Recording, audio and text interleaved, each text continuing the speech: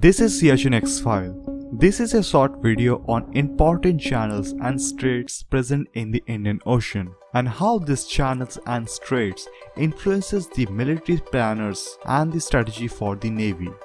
First of all, let me explain what is channel. A channel is a large water body that separates two neighboring land masses, whereas the strait is a narrow water body between land mass connecting two larger water bodies.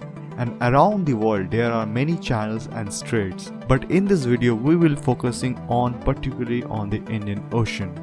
Channel and straits both can be formed as natural and man-made.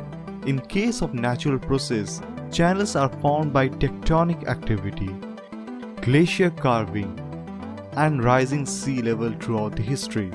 In case of man-made, the land has been dug out for large ships to pass. So let's start with Bay of Bengal in Indian Ocean.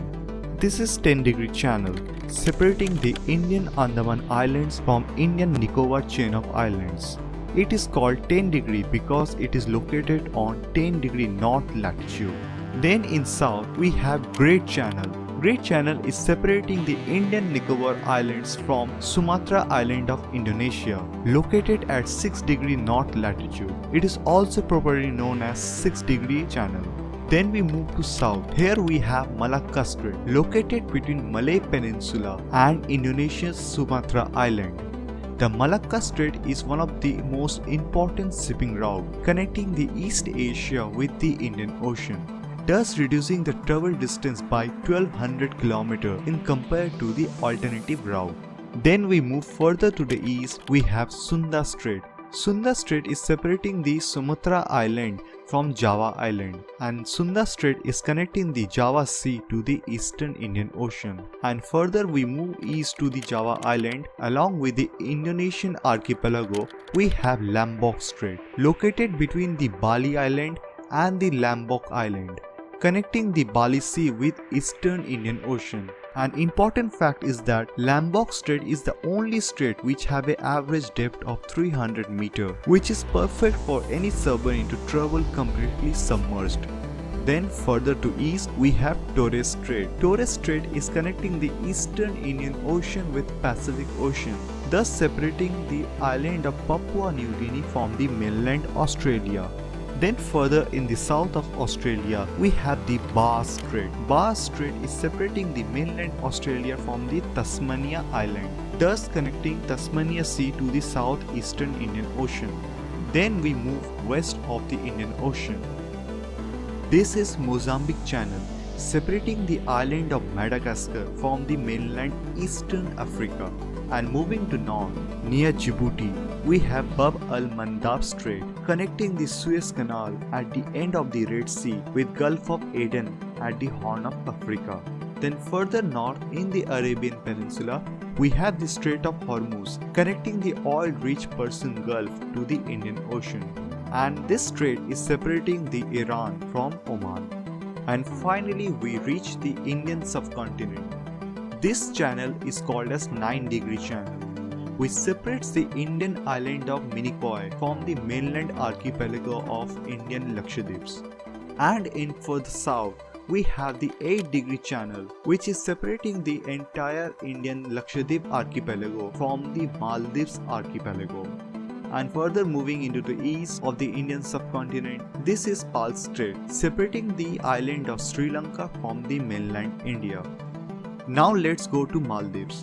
In Maldives we have the following channels from north to south in order: Karadit Channel, Vanuatu Channel, 1.5-degree channel, and Equatorial Channel.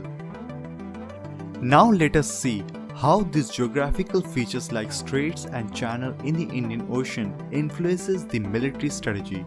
So first let's see how a channel influences the military on both surface naval fleet and submarines. For the surface fleet, to guard or defend a channel will require huge numbers of integrated networks of radar and large number of ships to account the channel's size. And from the submarine's point of view, channel provides the excellent and perfect depth to hide underwater. Thus channel provides a great protection for the submarine to pass from one sea to another. And finally, we come to the strait. Strait is a narrow water body with low depth. So for any surface fleet, defending a strait is very easy. With very few limited ships or destroyer, one which can easily control the strait. Whether it is US versus Iran in the Strait of Hormuz, or India in the Andaman dominating the Strait of Malacca. So for any surface fleet, attacking a navy in a strait is very difficult to defeat and only possible with high casualties and losses.